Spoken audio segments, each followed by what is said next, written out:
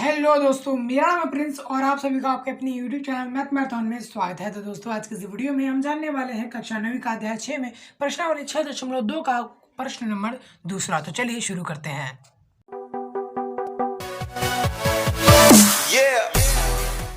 तो बच्चों, आगे बढ़ने से पहले मैं आपको यहाँ पर बताना चाहूंगा कि वीडियो जो है थोड़ी सी लंबी है, लेकिन आप इसको देखिए जरूर। आप मेरी गारंटी है कि आपको अच्छे से बिल्कुल समझ में एक एक चीज आ जाएगी, ठीक है ना। तो चलिए फिर हम अब क्वेश्चन को शुरू करते हैं। तो सबसे पहले हमसे क्वेश्चन में ये दिया हुआ है क्या कि आकृति 6.29 जो कि हमारे पास ये वाली आकृति है, ठीक है ना जी। जी बिल्कुल ठीक है। यदि ए बी है समांतर सी डी के, ए बी जो है वो किसके समांतर है? सी डी रेखा के आपस में क्या है? समांतर है। चलिए ठीक है। और सी डी जो है ई एफ के। अब जो सी डी है ना, ये ई एफ के समांतर है।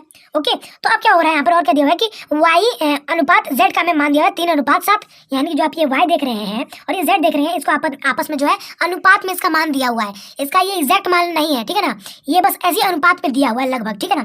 तो x का मान ज्ञात कीजिए। अब यहाँ पर जो x है उसको हमें यहाँ पर ज्ञात करना है। x बोले तो ये वाला जो कोण आप देख रहे हैं, ये इसका मान जो हमें यहाँ पर ज्ञात करना है, ठीक है ना। तो चलिए फिर हम इसको ज्ञात करते हैं। तो बच्चों, इस क्वेश्चन को सॉल्व करने से पहले मैं आपको बताना चाहूंगा कि आपको इस क्वेश्चन को बिल्कुल अच्छे से, बिल्कुल बारीक तरीके से आपको जो है इस क्वेश्चन को समझना पड़ेगा। और आप जो समझ रहे हो ना, उसको आपको यहाँ पर लिखना पड़ेगा बस, और कुछ यहाँ पर करना नहीं है। तो सबसे पहले हम यहाँ पर लिख लेते हैं क्या कि ए बी जो है वो समांतर है सी डी के, ठीक है, तथा एल जो है एक तिर्यक रेखा है। ए बी जो समांतर है सी डी के, एल क्या है? एक तिर्यक रेखा है। सिंपल सी बात है, यहाँ पर लिख लेते हैं हम।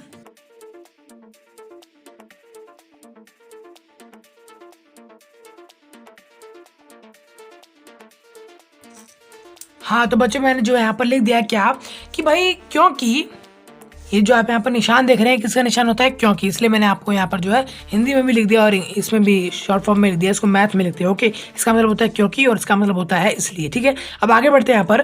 क्योंकि ए बी जो है समांतर है सी डी के, ए बी जो है समांतर है सी डी के तथा एल एक तिर्यक रेखा है। तिर्यक रेखा है जी, हाँ जी बिल्कुल। चलिए ठीक है।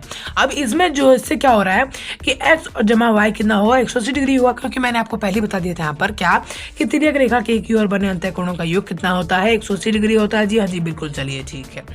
अब मुझे एक बात बताओ क्या कि ये दोनों जो आपस में क्या है? समांतर है। और ये दोनों आपस में समांतर है, इसका मतलब है कि ये दोनों आपस में समांतर होंगे, ठीक है ना। ऊपर वाला बीच वाले से क्या है? समांतर है, और बीच वाला नीचे वाले से समांतर है, यानी कि ऊपर और नीचे आपस में क्या होंगे? समांतर होंगे, ठीक है जी। तो चलिए फिर यहाँ पर लिख देते हैं।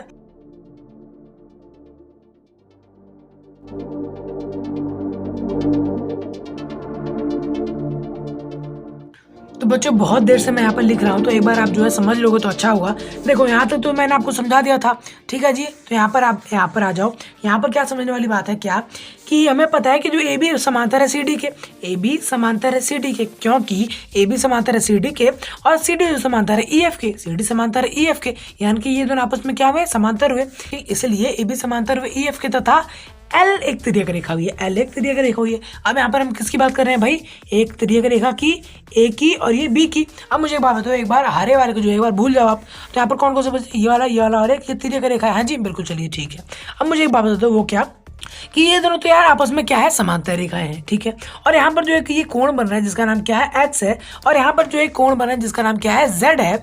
ये दोनों आपस में क्या होंगे? बराबर होंगे, है ना भाई। क्यों? क्योंकि यहाँ पर क्या है? एकांतर अंतःकोण है। ये आपको पता है, मुझे पता है, इसलिए मैंने जो यहाँ पर लिख दिया। हाँ, तो समझते चलना है। तो बच्चों, अब मुझे एक बात बता दो, वो क्या कि हमें किसकी मान चाहिए? एक्स का, ठीक है। और हमें एक चीज पता चल चुका है क्या कि एक्स और जेड कितना है? बराबर है ना। यानी कि हमें जो y और z का रेशियो दिया था, कितना दिया था? 3:7 दिया था। ओके, तो ये जो हो गया किसका रेशियो हो गया? 7 इसका हो गया, क्योंकि ये दोनों आपस में क्या है? बराबर है। समझ पा रहे हो ना मेरी बात को कि ये दोनों आपस में बराबर है और उसका रेशियो दिया हुआ था हमें 7, तो इसका भी हो जाएगा 7। रेशियो ये है ना, अनुपात। ओके, तो यहाँ पर हम लिख देते हैं क्या कि समीकरण नंबर क्या नाम है? समीकरण नंबर 1 और 2 से हमें पता चला है। समीकरण नंबर 1 और 2 कौन से भाई? समीकरण नंबर मान के चलो 1 हमारे पास ये वाला है। एक वाले में क्या कह रहा है कि कोण x जमा में कोण y कितना होगा? 180 डिग्री होगा। ये जमा में ये कितना होगा? 180 डिग्री होगा, है ना। मान लेते हैं इसको जो है समीकरण नंबर 1 है ये वाला, ठीक है। और 2 कौन सा? 2 ये वाला है, ठीक है, जिसमें क्या कह रहा है कि ये दोनों जो आपस में क्या है? बराबर है। समझ पा रहे मेरी बात को? चलिए ठीक है। यहाँ पे लिख देते हैं सबसे पहले कि समीकरण नंबर 1 और 2 से, हाँ तो बच्चों समीकरण नंबर 1 और 2 से हमें क्या पता चल चुका है कि कोण z, क्या कोण z जमा में कोण y कितना होगा? 180 डिग्री होगा जी, हाँ जी बिल्कुल। चलिए ठीक, क्यों? क्योंकि ये जो है इसके बराबर है ना। समझ पा रहे हो? तो हम जो है यहाँ पर क्या लिख सकते हैं? यहाँ पर क्या नाम है?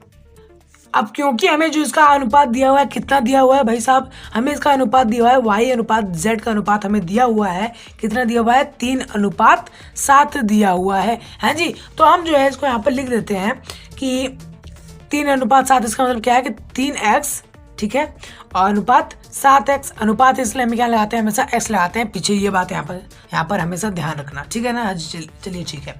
देखो हमें एक चीज़ पता है क्या, कि y अनुपात z का मान जो है तो लगभग इतना है, ठीक है जी। हाँ जी बिल्कुल ठीक है। अच्छा, और हमें ये भी पता है क्या कि z और y कितना होगा, 180 होगा। तो क्या हम z की जगह 7x लिख दें और y की जगह 3x लिख दें? क्यों? क्योंकि भाई एक दोनों आपस में क्या होंगे, बराबर ही तो होंगे। इसका अनुपात वैसे दिया हुआ है इतना, तो वही जो हम यहाँ पर लिख देते हैं। और आप चाहो तो यहाँ पर एक लाइन लिख सकते हो, वो क्या कि y तथा z का मान समीकरण नंबर 3 रखने पर, ठीक है। तो यहाँ पर कितना आएगा, फटाफट से बताओ। z था जहाँ में y था, तो z कितना है हमारे पास, 7x है। तो यहाँ पे लिख देंगे हम 7x, ठीक है, जमा में कितना 3x। 3x बराबर होगा किसके भाई, 180 के, ठीक है जी। हाँ जी बिल्कुल ठीक है। 7x और 3x आपस में जमा होंगे तो कितना आएगा 10x, ठीक है ना। तो बराबर में 180, ठीक है। अब हमें किसकी मान चाहिए भाई, हमें चाहिए x का मान चाहिए। ओके, तो हम x को इधर ही छोड़ देंगे और 110 को जो है उधर ले जाएंगे। अब क्योंकि जो है 10 यहाँ पर आपस में क्या हो रहा था, गुणा हो रहा था, तो उधर जाके क्या हो जाएगा, भाग हो जाएगा। और जब ये आपस में भाग हो जाएगा तो 0 से 0 गया, तो x का जो मान आएगा वो कितना आएगा, 18 डिग्री आ जाएगा, ठीक है ना। तो इस तरह से जो आपका यहाँ पर x का मान आ गया, समझ पा रहे हो ना। अब ये x क्या है, x अभी तक कुछ हमारा निकला नहीं है, क्यों? क्योंकि हमें पता है कि 7x इसका मान है z का। तो सिंपल सी बात है, यहाँ पर एक बार देखो, यहाँ पर क्या कि कोण z जो है वो कितना है, हमको पता है कितना है, 7x है, ठीक है जी। हाँ जी बिल्कुल ठीक है, ओके। और x का मान अभी हमने निकाला कितना, 18, यानी कि यहाँ पर जो है आप लिख सकते हो 7 गुणा में x है, यानी कि 18 है। तो यहाँ पर जो आपका आंसर आएगा वो कितना आएगा, 126 डिग्री आएगा जी। हाँ जी चलिए ठीक है, बिल्कुल ठीक है, ओके जी, मान लिया हमने। यानी कि कोण z का मान जो 126 डिग्री आ गया है ना। अब हमें पता है, हमें किससे पता है भाई, हमें पता है समीकरण नंबर 2 से क्या, कि जो कोण z है ना बराबर है किसके, कोण x के, ठीक है। और ये दोनों बराबर होंगे किसके भाई, 126 डिग्री के।